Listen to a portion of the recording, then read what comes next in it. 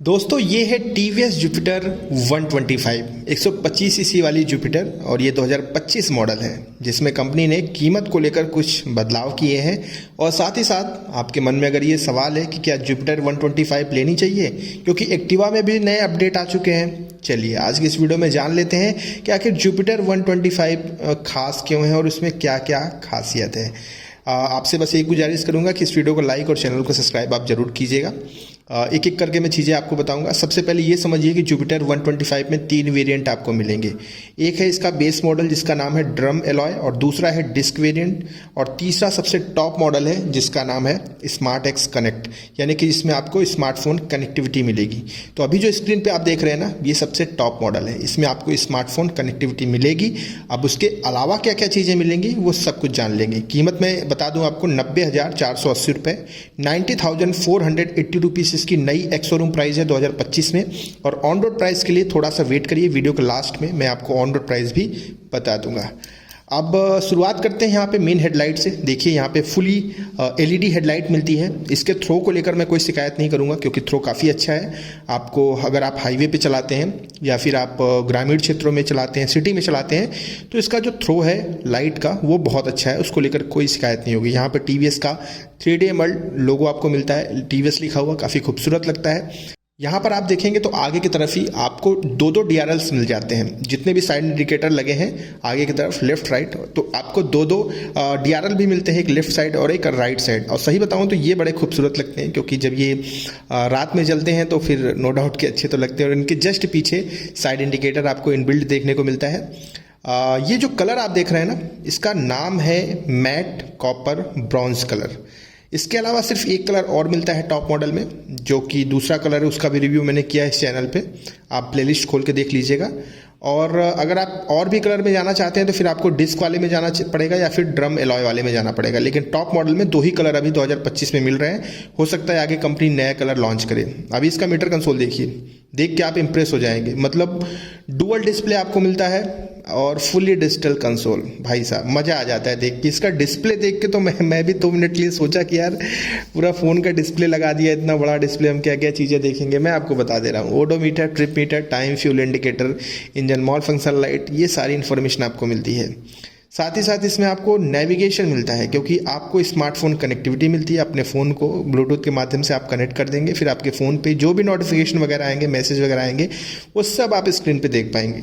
Navigation with voice assist के साथ मिलता है। वॉइस असिस्ट की सुविधा उपलब्ध है, आप नेविगेशन का इस्तेमाल कर सकते हैं। फुली डिजिटल मीटर कंसोल है। और अगर इसके बारे में अलग से वीडियो बनाऊँ ना तो 5-6 मिनट ये खा जाएगी नो डाउट, क्योंकि मीटर कंसोल में बहुत सारे फीचर्स हैं। तो वो सब आप शोरूम पे विजिट करिए और इसके बाद देखिए, आप फील करेंगे चीज़ों को, ठीक है।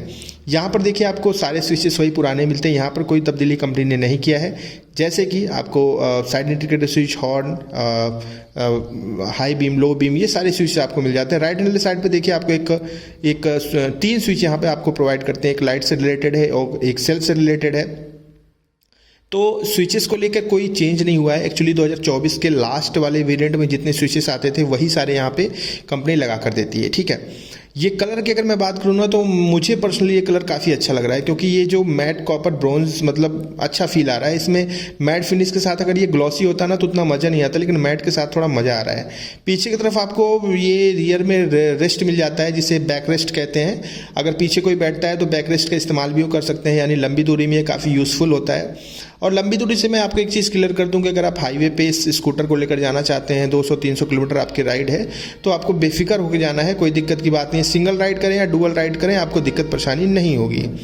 तो ये चीज़ मुझे अच्छी लगती है। इसके बाद हम आगे बढ़ते हैं तो यहाँ पर आप फ्रंट में देखिए, यहाँ पर हुक आपको मिल जाता है। अगर आप कोई सामान वगैरह कैरी करना चाहते हैं यहाँ पे आप उसको टांग सकते हैं। और फ्यूल कैप यहाँ पे मिलता है आपको, यहीं से आप अपने पेट्रोल को डलवा सकते हैं। E20 का स्टिकर भी लगा हुआ है, यानी इंडिकेट करता है कि इथेनॉल मिक्स वाला पेट्रोल भी आप इसमें डलवा सकते हैं।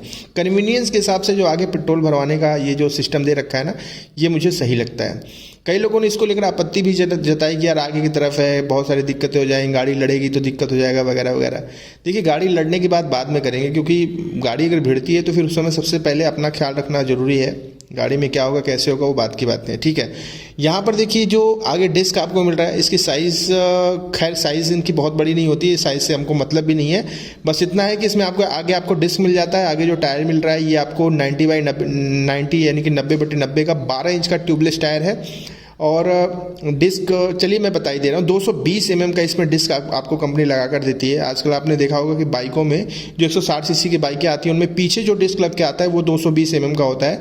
वो आपको स्कूटी में आगे की तरफ जुपिटर 125 में 220 mm का डिस्क मिलता है, जो कि बहुत सही है। अगर आप दोनों ब्रेक एक साथ इस्तेमाल करते हैं तो अच्छी ब्रेकिंग मिलेगी। और इसमें कॉम्बी ब्रेक सिस्टम की सुविधा उपलब्ध है, मतलब पिछला ब्रेक लगाएंगे तो अगला ब्रेक भी साथ में इंक्लूड होगा।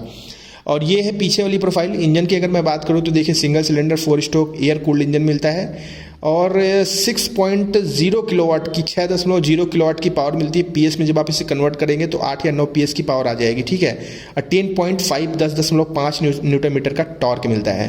तो देखिए पावर और टॉर्क को लेकर कोई डाउट नहीं करना है। बस सिंपल सी बात है कि अगर आप पहाड़ों पर चलना चाहते हैं, सिंगल चलते हैं, तो ये स्कूटर आपको कहीं पर भी प्रॉब्लम फील नहीं कराएगा। दो लोगों के साथ अगर पहाड़ी पर चढ़ते हैं तो थोड़ा बहुत आपको पावर लैग फील होगा, अदरवाइज एवरीथिंग इज फाइन। पीछे वाला जो टायर है वो भी आपको सेम आगे वाले टायर की तरह ही 90/90 का 12 यानी 12 इंच का ट्यूबलेस टायर कंपनी आपको लगा कर देती है। ये प्रोफाइल हो गई। अब हम सस्पेंशन थोड़ा जान लेते हैं। इस बाइक में जो आगे सस्पेंशन लगा है वो टेलीस्कोपिक हाइड्रोलिक सस्पेंशन और पीछे की तरफ जो सस्पेंशन है वो adjustable rear shock suspension company लगा कर देती है। सस्पेंशन क्वालिटी के लिए मैं एक ही शब्द में बोलूँगा कि आपको लेना पड़ेगा इसका टेस्ट राइड, क्योंकि इसका टेस्ट राइड का पैसा कोई नहीं लगता है, फ्री ऑफ कॉस्ट है। किसी भी बाइक स्कूटर के टेस्ट राइड का पैसा नहीं लगता। आप एक बार जरूर टेस्ट राइड लें। मैंने जब इस स्कूटर को एक बार चलाया तो मुझे लगा कि हाँ इसका सस्पेंशन सेटअप सही है। थोड़ा सा यूज टू होना पड़ेगा आपको, अदरवाइज एवरीथिंग इज फाइन। अब हम आते हैं इसके थोड़ा डायमेंशन पे। तो देखिए मैं आपको बता दूं कि सीट के नीचे जो स्टोरेज मिलता है, मैंने आपको खोल के नहीं दिखाया, बट मैं बता दूं कि 33 लीटर का स्टोरेज मिलता है। अगर मीडियम साइज़ का हेलमेट आप इस्तेमाल करते हैं तो 2 हेलमेट आप उसमें कैरी कर सकते हैं, और अगर आप बड़ी साइज़ का हेलमेट इस्तेमाल करते हैं तो फिर आप एक से ज़्यादा उसमें दूसरी नहीं रख पाएंगे। लेकिन 33 लीटर बहुत होता है, मतलब काफ़ी सामान आप उसमें रख सकते हैं। इसके बाद आगे आपको 2 लीटर का ग्लव बॉक्स भी मिलता है, उसमें आप अपने फ़ोन वगैरह को रख सकते हैं चार्जिंग के समय। फ्यूल टैंक कैपेसिटी इसमें 5.1 लीटर की है। ग्राउंड क्लियरेंस 163 mm का है, इंडियन रोड के हिसाब से सही है। और वजन इसका 108 किलोग्राम का ये स्कूटर है। तो वो मतलब बहुत लाइट वेट नहीं बोलेंगे और बहुत हैवी भी नहीं है, तो ये चीज़ बढ़िया है। अब माइलेज कितना मिलेगा, तो भैया माइलेज के लिए एक चीज़ क्लियर जान लीजिए कि 45 के ऊपर का माइलेज ये बहुत कम लोगों को दे पा रही है। जितने भी मैंने ओपिनियंस देखे हैं, जितने भी आफ्टर मार्केट जो है 4-5 महीने चलाने के बाद यूजर रिव्यू निकल के आए, उसमें यही चीज़ क्लियर हुई है कि भैया 45 तक का माइलेज निकलता है। 45 से ऊपर का माइलेज बहुत कम लोग निकाल पा रहे हैं। अगर आप इसे इको स्पीड में चलाते हैं तो मे बी कि आप 45 के ऊपर का माइलेज निकाल लेंगे, लेकिन 45 तक ही उम्मीद करके चलिएगा, ठीक है। अब देखिए इसमें आपको हैजर्ड लाइट मिलता है। हैजर्ड लाइट का इस्तेमाल आप जानते ही हैं कि इस समय ठंड का मौसम चल रहा है, चारों तरफ कोहरे का समय है, तो अगर आप हैजर्ड का इस्तेमाल करेंगे, चारों इंडिकेटर एक साथ जलेंगे बुझेंगे, तो ये सुरक्षा माफिक भी सही चीज़ है। इसे पार्किंग लाइट भी कहा जाता है। और मोबाइल चार्जिंग आपको फ्रंट में मिल ही जाता है, तो आप आराम से मोबाइल चार्जिंग के लिए लगाइए और आगे जो ग्लव बॉक्स है उसमें फ़ोन को अपना रख दीजिए। कन्वीनियंस के हिसाब से एक नंबर की चीज़ है। आइए अब जरा इसके ऑन रोड प्राइस पे चलते हैं। तो मैंने आपको इसकी एक्स शोरूम प्राइस बताई थी 90,400, 90,400 रुपीज़ इसकी एक्स शोरूम प्राइस है। और ये ऑन रोड जाते जाते हो जाएगी 1,18,000 से लेकर 1,25,000, 1,18,000 to 1,25,000 में ये कंप्लीट ऑन रोड आपको मिल जाएगी, 1,25,000 के बीच में, ठीक है। और अगर आप लेना चाहते हैं इसका बेस मॉडल, आपको ज़्यादा फीचर वगैरह नहीं चाहिए, तो मान के चलिए ये कीमत लगभग इससे 11,000 रुपये कम हो जाएगी, ठीक है। अब अपना ध्यान रखिएगा, कोई डाउट हो तो कमेंट में पूछ लीजिएगा।